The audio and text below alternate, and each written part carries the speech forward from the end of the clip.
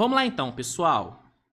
Vou começar aqui já trazendo a informação do, do Jake Fisher. Ó. Peguei aqui esse post da galera do Pisou na Linha, onde eles traduziram o que foi falado pelo Jake Fisher. Aqui, ó.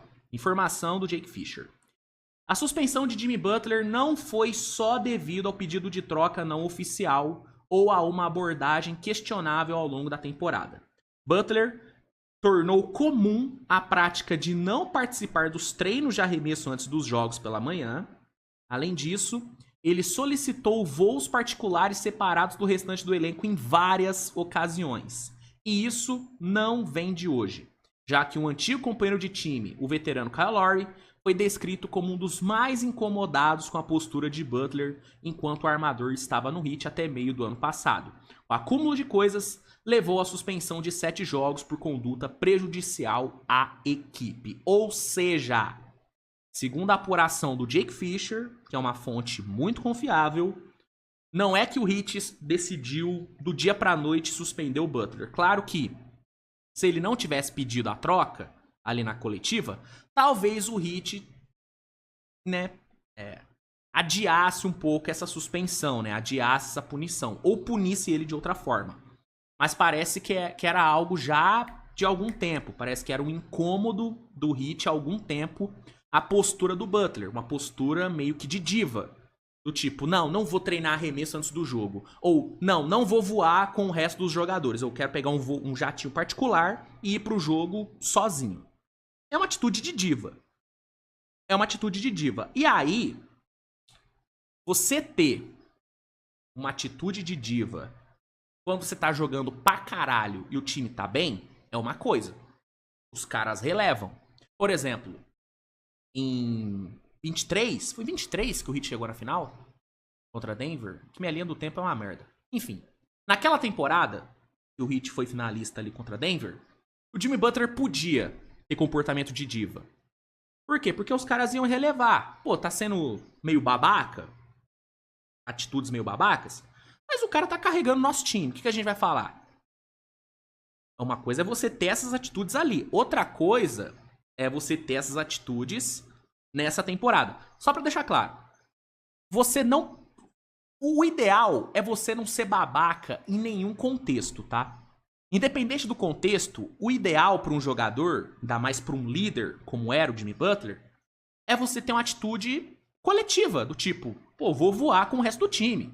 Não vou me abster de treinar arremesso antes do jogo. Todo mundo tá treinando, eu vou treinar também. O ideal é essa postura, tá? Mas a gente sabe como é que funciona a ego de jogador, ainda mais ego de jogador estrela. E o Butler é uma estrela. Então só fazer esse disclaimer. O ideal é não ser babaca em nenhum momento. Só que ser babaca, ser diva no momento ruim é foda. E aí, aparentemente, o Jimmy Butler estava sendo babaca. Então, o pedido de troca não foi o único motivo para a suspensão. Foi o estopim, foi o que fez de fato o Pat Riley tomar a decisão da suspensão, mas não foi o único motivo. Existiam outros motivos que estavam incomodando os jogadores. Fala aí que o Kyle Lowry estava incomodado com a postura do Butler.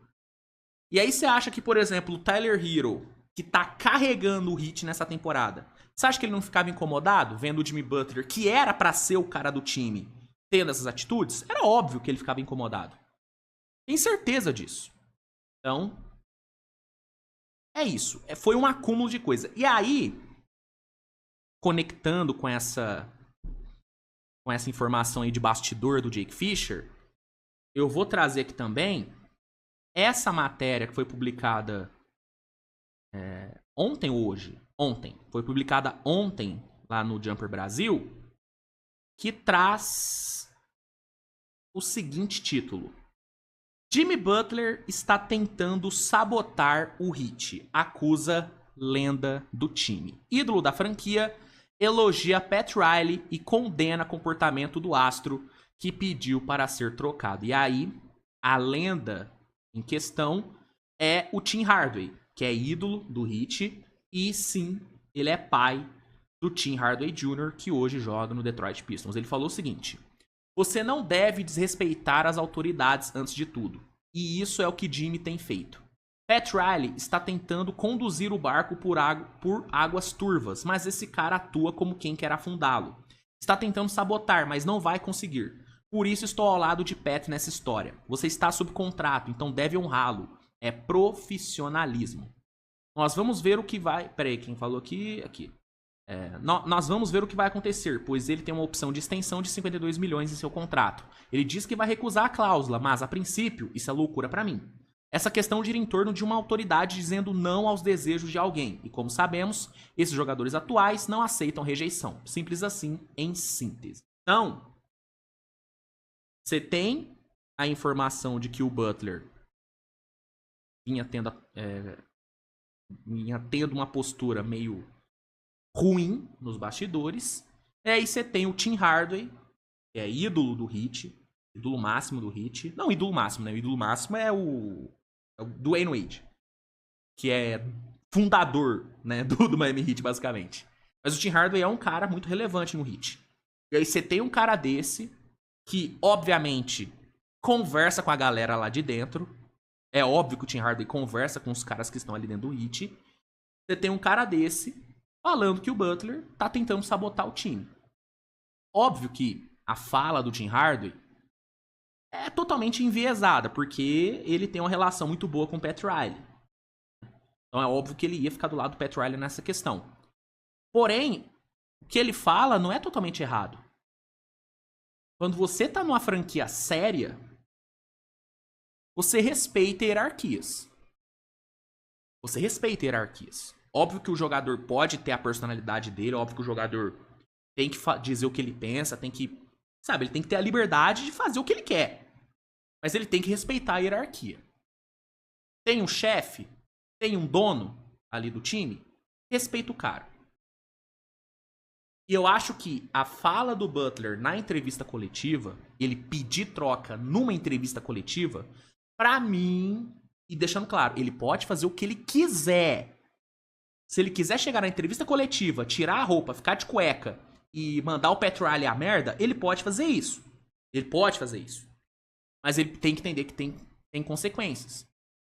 E ele tem que pensar também que ele era, né, o líder do time. E o papel do líder não é só decidir jogo, não é só ser o melhor jogador em quadra. O papel do líder é manter o bem-estar do time, é manter o bem-estar da franquia, é manter o bem-estar do vestiário. E um pedido de troca feito numa entrevista coletiva e essas atitudes que ele vinha tendo nos bastidores, pelo que diz o Jake Fisher, não são atitudes de um líder.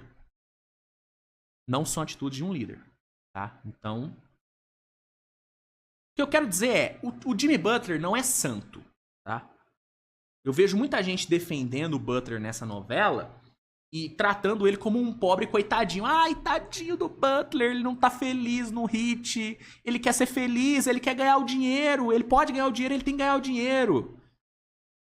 Gente, o Butler não é nenhum coitado, tá? Não é nenhum coitado. Concordo que ele tem razão em alguns pontos.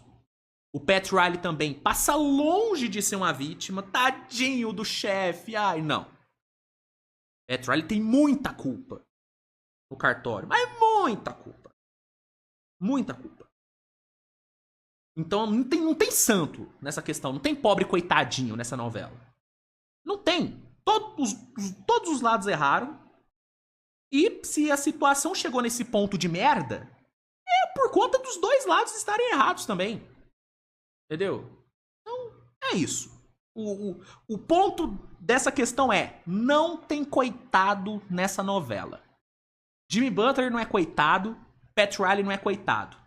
Os dois também são vilões maldosos. Como são maldosos? Ai, o Butler quer fuder o Miami Heat. Não. Também não tem extremos. Não tem nenhum coitado, não tem nenhum vilão.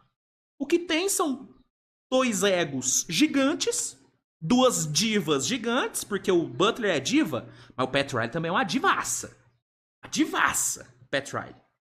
Inclusive, apareceu pra mim a cena ali da série lá do Magic Johnson, Winning Time, a série da HBO.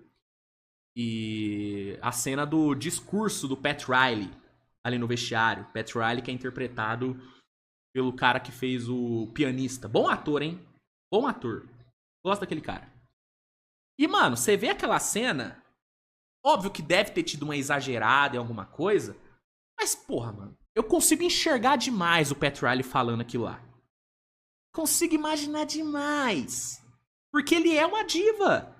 Ele é canastrão. Ele tá falando com os caras, ele acende um cigarro e fala que você não joga nada, que você não ganhou nada, que eu sou pica. Você quer ganhar um anel aqui, ó? Tem que vir comigo que eu sou o pica do bagulho, eu que mando nessa porra. Eu consigo ver o Pat Riley fazendo isso, entendeu? Porque ele é uma divaça.